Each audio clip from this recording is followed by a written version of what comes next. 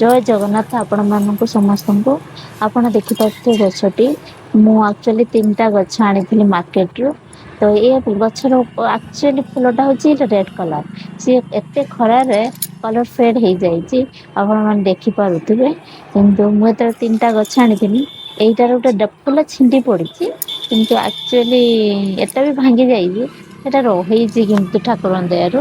ଆଉ କିନ୍ତୁ ମୁଁ ବହୁତ ଖୁସି ଯେ ପାଣି ଦେଇଥିଲି ମାନେ 25 ଦିନ ତଳେ ୟାର ପରେ କଢ ଆସିଛି 7 ଦିନ ହବ।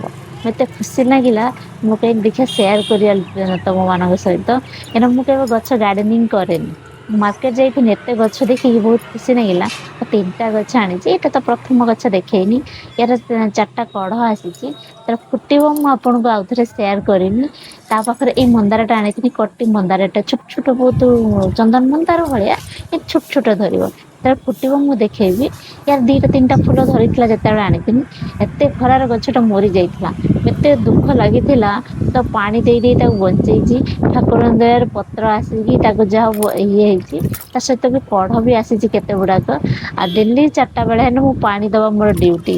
କିନ୍ତୁ ମୁଁ କେବେ ଗାର୍ଡେନିଂ କରିନଥିଲି ପ୍ରଥମବାର ଆଣିଥିଲି। ଆଉ ଗୋଟେ ବି ଗଛ ଆଣିଛି ଏ ପାଖରେ ରଖିନାହିଁ କାହିଁକି ନା ଏତେ ଖରା ହଉଛି। ତାକୁ ଟିକେ ଛାଇ ମୂଳରେ ରଖିଛି ଏଇଟା ଟିକେ ଖରା ରଖିଛି। ଇଏ ଗୋଟେ ଫୁଲ କିଣିଲା ବେଳେ ଥିଲା ସେଟା ହଉଛି ଖସି ପଡିଛି। ଗୋଟେ ରଖିଥିଲି ମୁଁ ତୋଳି ନଥିଲି ସେଟା ଖସି ପଡିଛି କିନ୍ତୁ ଆହୁରି ଖୁସି ଲାଗିବ।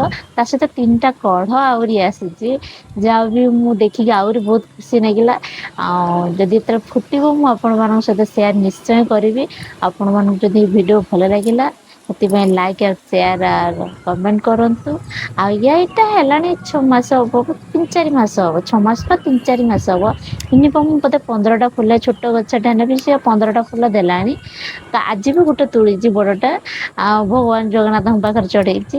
ଆଉ ଏଇଟା ହଉଛି ମୋର ଛୋଟ ହେଇଛି ଛୋଟଟା ଥ୍ୟାଙ୍କ ୟୁ ମୋର ଟିକେ ଫଟୋ ମୋ ଭିଡିଓ ଟାକୁ ଲାଇକ୍